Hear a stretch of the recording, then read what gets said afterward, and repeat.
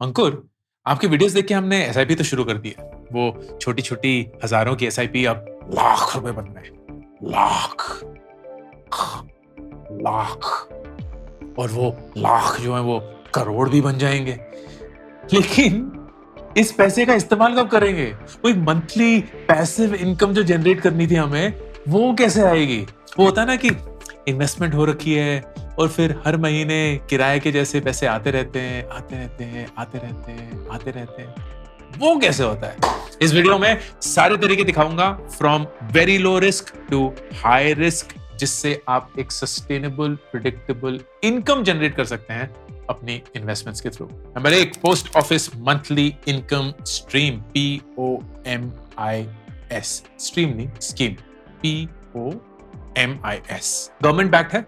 आप जितना भी इन्वेस्टमेंट करेंगे 7.4% फिक्स्ड रेट ऑफ रिटर्न मिलेगा एंड आपको मंथली पे आउट्स मिल सकती हैं उस इन्वेस्टमेंट की। सॉरी, इन्वेस्टमेंट की पे आउट नहीं मिलती, इंटरेस्ट की। मतलब अगर आपने 1 लाख रुपए डाले हैं तो जो 7,400 रुपए सालाना इंटरेस्ट होगा वो आपको महीने दर महीने मिल सकता है। मिनिमम इन्वेस्टमेंट 1,000 रुपए की है, मैक्सिमम इन्वेस्टमेंट इंडिविजुअल लेवल पे 9 लाख रुपए है और जॉइंट लेवल पे 15 लाख रुपए। तो अच्छी चीज ये है कि फिक्स रेट ऑफ रिटर्न है, सरकार का बैक्ड है, तो रिस्क भी बहुत लो है। सिंगल भी खोल सकते हैं, जॉइंट भी खोल सकते हैं, तो that's also good thing. Tax implication जाननी जरूरी है। जो इंटरेस्ट आपको मिलेगा वो पूरा का पूरा टैक्स डिडक्टेबल है आपके इनकम टैक्स स्लैब के तहत। So good thing, risk free है, मंथली इनकम आती रहेगी। लेकिन अगर आप पूरा 15 लाख भी इन्वेस्ट कर देते हैं और उस पे वो 7.4% मिलता है, तो मोटा मोटा साल का आपको 1 लाख रुपए ब्याज मिलेगा। अब उस पे आप अपना टैक्स टूक्स डाल देंगे तो करीब 70 या 80 हजार रुपए बचेगा। उसको अगर आप 12 महीने में स्प्लिट कर देंगे तो वही कुछ 7-8 हजार रुपए महीना मिलेगा। तो कुछ ऐसा जिंदगी बदल देने वाला अमाउंट नहीं है, लेकिन लो रिस्क के लिए अच्छा।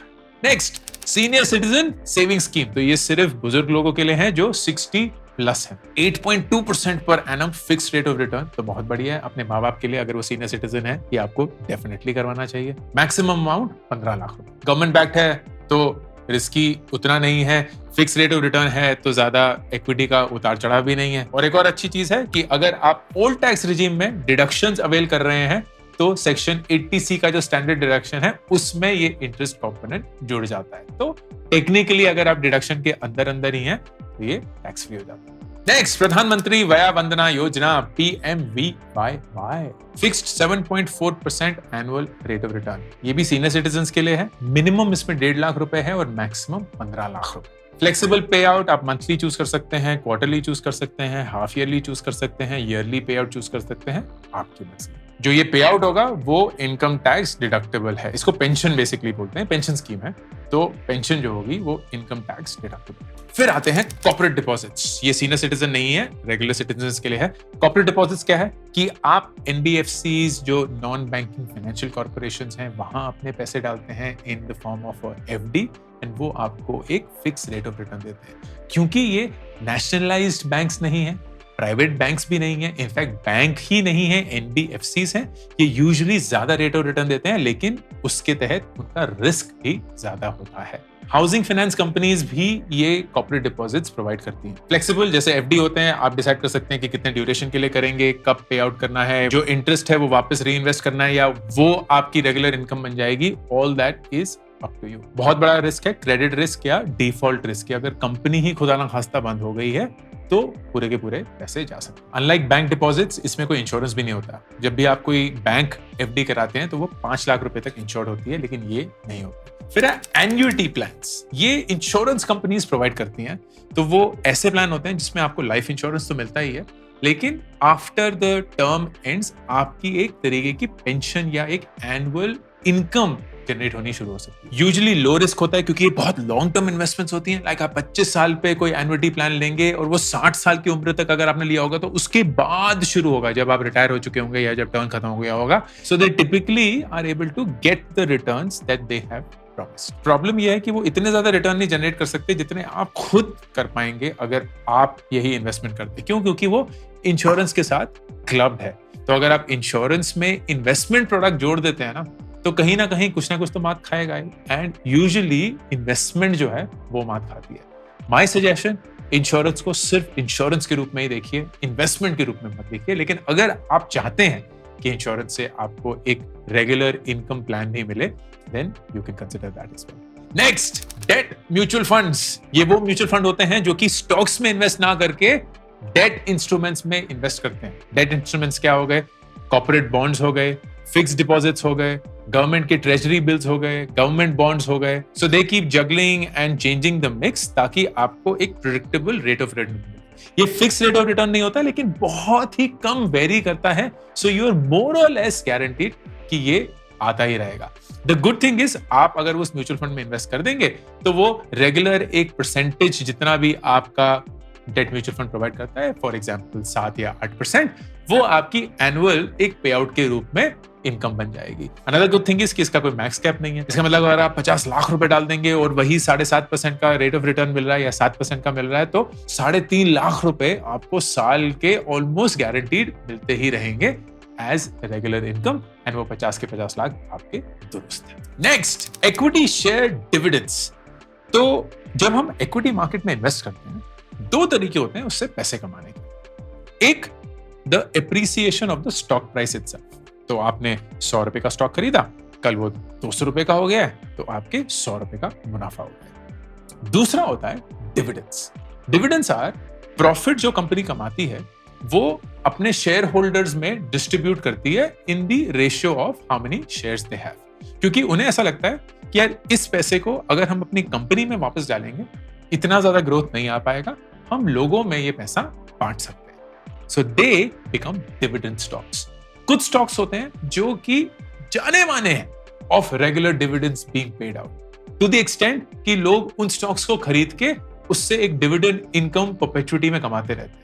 गुड थिंग इज कि इस इनकम को कमाने के लिए आपको स्टॉक को बेचने की जरूरत नहीं.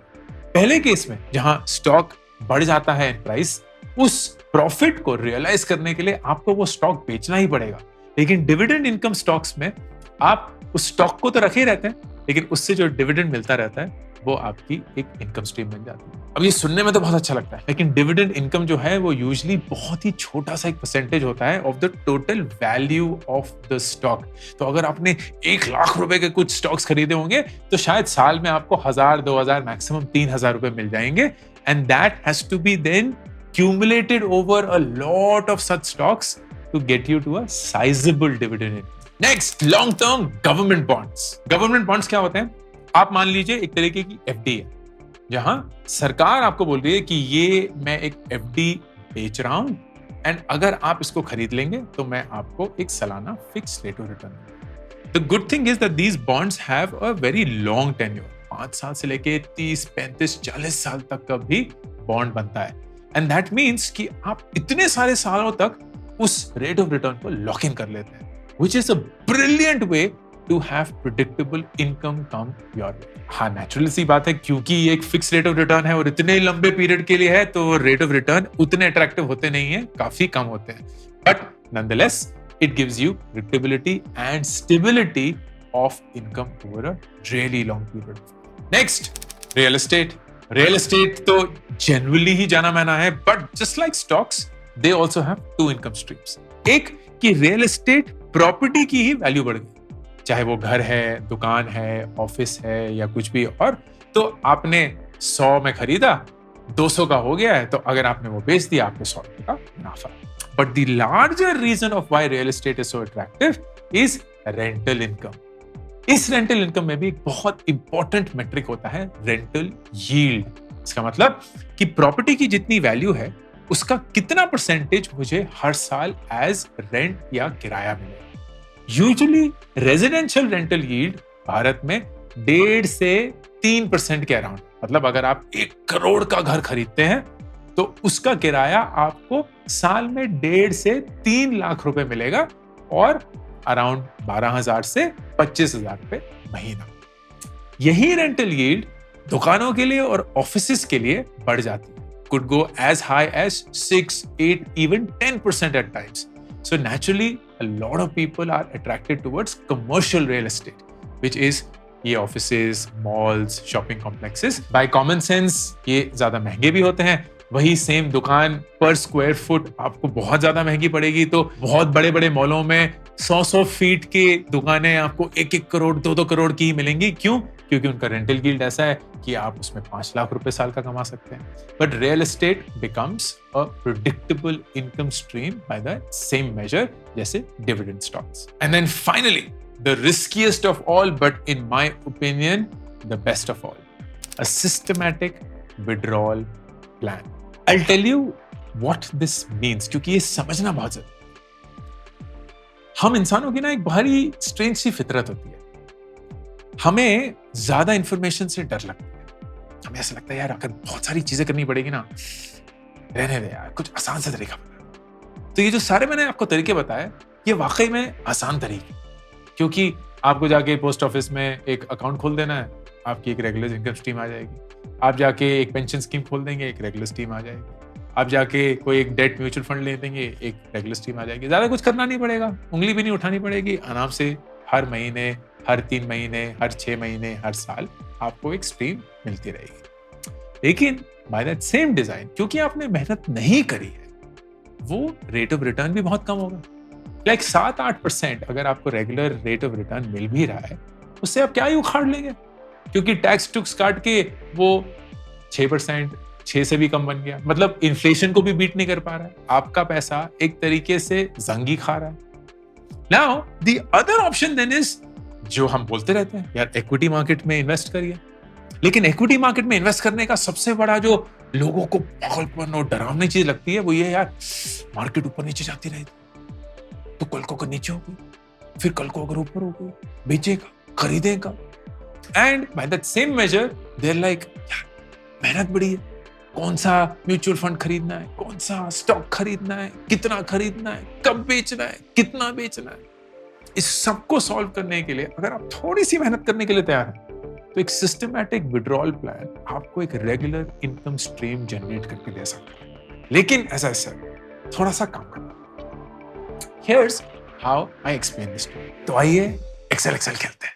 तो फर्ज करिए अभी आपकी उम्र 25 साल है एंड आप बोलते हैं कि यार मैं ना इनकम स्टार्ट करना चाहता हूं 45 साल तक. तो 20 साल मैं कमाता रहूंगा, सब कुछ करता रहूंगा, लेकिन 45 साल से मैं चाहता हूं एक स्टेडी सी इनकम जनरेट हो गया. इनफैक्ट मैं 45 पे रिटायर करना चाहता हूं. And can you tell me how will this work?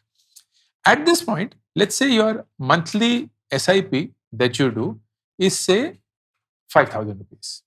ठीक है. एंड आपका ईयरली स्टेप अप जो है लेट्स से इज 5%. ठीक है. एट एज ऑफ इनकम आपके पास कितने पैसे होंगे? Let's just calculate that. तो स्टेप अप कैलकुलेटर ले लेते हैं. ये ग्रो का है, स्पॉन्सर्ड वीडियो नहीं है, but I really like the calculators of grow. बड़े ही सिंपल से होते हैं. 5% हो गया, 5%. एनुअल रेट ऑफ रिटर्न हम 13% लेंगे. हमने सिंपल निफ्टी 50 म्यूचुअल फंड में डाला हुआ है. तो ये एंड देन 20 साल के लिए. तो ये है 77.7 lakhs. 77. ठीक है. ये हमारा अमाउंट हमारे को मिला हुआ है. Okay. And this is assuming 13% return in Nifty 50 index mutual fund. ठीक, सिंपल. अब इसको ये समझने की कोशिश करते हैं. जब आपने ये शुरू किया था खरीदना, तब सपोज करिए उस म्यूचुअल फंड का NAV, net asset value, think of it like the stock price for a mutual fund. तो स्टॉक प्राइस का जैसे स्टॉक प्राइस होता है वैसे म्यूचुअल फंड का NAV होता है. वो था 10. व्हेन एट इनकम एज ये कितना होगा? तो ये 10 उसी 13% से ग्रो किया होगा एंड 20 साल तक ग्रो किया होगा. तो इट विल बी अराउंड 115. ठीक है. एंड आपके पास कितने ये होंगे, यूनिट्स होंगे? तो the way that it will work, and let's try and see how. ये मैं बिल्कुल एक्सेल शीट आपके सामने ही बना रहा हूं. ठीक है. तो आपको पूरा कैलकुलेशन भी आ जाएगी. तो साल का ही करेंगे क्योंकि महीने का करेंगे तो थोड़ा सा मुश्किल हो जाएगा. लेकिन लेट्स से साल का अगर हम करते हैं तो ईयर 1 एंड हम इसको एक और कैलकुलेट करेंगे. Will make it go all the way to 20. Will do NAV, will do contribution and we will do units. ठीक है. तो हमने 10 से शुरू किया, फिर 10 के बाद हमने इसको 13% से बढ़ाया, ठीक है, एंड ये जाके इतना हो गया 21 साल 115, which is what we did.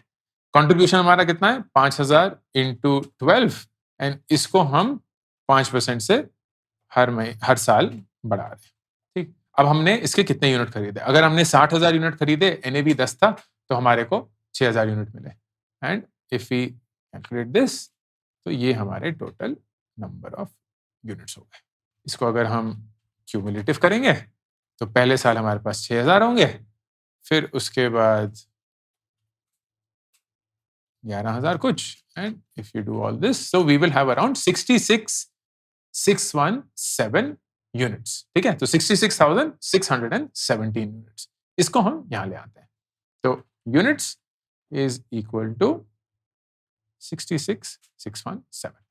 अब जो 45 उम्र से आप इनकम शुरू करना चाहते हैं उसके बारे में बात करते हैं। तो let's say the income that you want, income start is 50,000 rupees a month, ठीक है, एंड इसको भी इंक्रीज बाय 5% एवरी ईयर, क्योंकि इन्फ्लेशन है, ठीक। So now what do you have to do, 45 की उम्र में, and this is something you have to understand, 45 की उम्र में आपके पास 77 लाख रुपीस है, ठीक, एंड आपके पास 66,617 यूनिट्स हैं। अब आपको हर महीने इस 50,000 को जनरेट करने के लिए इन यूनिट्स को बेचना शुरू करना पड़ेगा। That is the way that you will work. So let's now start the next cycle and let's go to the age of 61, और लेट्स से कितने देर लगता है, 101 तक चलते हैं, ठीक है, ठीक है। तो हमने 21 साल तक कुछ नहीं किया, फिर उसके बाद देखते हैं हम क्या करेंगे। अब एनएवी हमारी बढ़ी जा रही है, वो तो भाई वो 13% पे ऑन एन एवरेज बढ़ रही है, बढ़ रही है, बढ़ रही है, बढ़ रही है, बढ़ रही है, तो 100 साल की उम्र में थोड़ा सा पागलपन है, पर एनएवी होगा 20,31,000, ठीक, जो भी है, ठीक। हमें अमाउंट कितना चाहिए, 22 साल से हमें चाहिए ये 50,000 रुपीज इंटू 12, एंड इस चीज को हमने इस 5% से बढ़ाना है, ठीक है। चलो देखते हैं क्या होता है। तो ये हमें टोटल अमाउंट चाहिए। अब इस अमाउंट को लेने के लिए हमें कितने यूनिट बेचने पड़ेंगे, दिस डिवाइडेड बाय दिस, तो हमें इतने यूनिट बेचने पड़ेंगे। तो let's see when it becomes negative, it never becomes negative, it never becomes negative, मतलब ये अमाउंट आपका जिंदगी भर आपको 50,000 रुपए महीना देता रहेगा, increasing with inflation at that point. अब अगर यही अमाउंट आपको बहुत ज्यादा चाहिए, let's say you need 1 lakh rupees, then let's see what happens, ये अमाउंट 31 सालों में ही खत्म हो जाएगा, मतलब फ्रॉम नाउ अंटिल देन 31 साल में ही खत्म। एंड इफ यू नीड 75,000, 61 की एज पे ये अमाउंट खत्म हो जाएगा। इफ यू डू 60,000 तो ये अमाउंट चलता रहेगा, एंड 72 की एज पे ये खत्म हो जाएगा। इफ वी डू 55,000 तो ये अमाउंट चलता रहेगा, एंड 82 पे खत्म हो जाएगा। If you do something else, let's say अगर मंथली एसआईपी हम 7,500 रुपए कर देते हैं, वही स्टेप अप 5% का, तो हमारे को मिलेगा 1,16,00,000 रुपए। वही 1,16,00,000 रुपए अगर हमें 75,000 रुपए महीना चाहिए होगा, you will see it will last for ever, कभी खत्म नहीं होगा। अगर हमें 1,00,000 रुपए चाहिए होंगे तो वो 65 की एज पे खत्म हो जाएगा, and you can then mix and match जैसे भी आप उसको करना चाहते हैं। दिस इज एसडब्ल्यूपी, ये बेसिक कंस्ट्रक्ट है एसडब्ल्यूपी का। अब इसमें आप देखेंगे कि थोड़ी सी मेहनत है, क्योंकि कुछ साल तक आपको इन्वेस्ट करना है, फिर उस पॉइंट के बाद आपको हर महीने बेचते रहना है। इसमें टैक्स इंक्लूडेड नहीं है, क्योंकि कैपिटल गेन टैक्स इस अमाउंट को थोड़ा और रिड्यूस कर देगा। अभी कैपिटल गेन टैक्स 10% है लॉन्ग टर्म के लिए, तो वही 10% आप लगा के चलेंगे, so you will get that number as well. But largely the concept remains the same. अब इस मेहनत से भागने के लिए लोग छोटे लो रिटर्न ऑप्शंस चूज करते हैं, एंड ये मुझे समझ में नहीं आता। थोड़ी सी मेहनत कर लो दोस्त, थोड़ी सी मेहनत करके आप कितना कुछ अपने लिए सॉल्व कर सकते हैं। एंड इस 13% को कमाने के लिए ना, एट द निफ्टी 50 लेवल आपको ज्यादा फाइट नहीं मारनी है। ये पिछले 10, 20, 30 साल रेगुलरली वही 13% ऑन एन एवरेज दे रहा है for a long period of time, जो कि आप कमिट कर ही रहे हैं। सो if you can commit yourself to 10, 20 years of sustained investment with a step up, 5% भी चलेगा, you will get to a point जहां आपके पास एक कॉर्पस होगा, और उस कॉर्पस से आप अपनी बाकी की जिंदगी अच्छे से जी सकते हैं विदाउट गेटिंग इनटू ये रेगुलर प्लान है, इसको ऐसे करना है, इसको वैसे करना है, सो ऑन। समझा? I wish that you consider this as an option. In addition to बाकी जो रेगुलर इनकम स्कीम्स मैंने आपको बताई एंड उनके बारे में शेयर किया, all of them are of course great, लेकिन थोड़ा सा फाइट मार के अगर आप ज्यादा अच्छी इनकम जिंदगी भर के लिए in a quantum like 1-1 lakh रुपए, 75-75 हजार रुपए, this is a big amount that will take care of the rest of your life. I hope this was useful. अखबारिकु साइनिंग ऑफ। मेरी नई किताब मेक एपिक मनी 1 महीने के अंदर ही 1 लाख कॉपीज बेचकर हिंदुस्तान की बेस्ट सेलर बन चुकी है। आप इसको ऑर्डर कर सकते हैं Amazon। इसी के साथ मेरी पहली 2 किताबें gate epic shit done and do epic shit भी बेस्ट सेलर्स हैं, Amazon पे अवेलेबल हैं। Audio book, Hindi format and English format, ये 3 किताबें आपकी रीडिंग जर्नी को एक आदत में बनाने के लिए।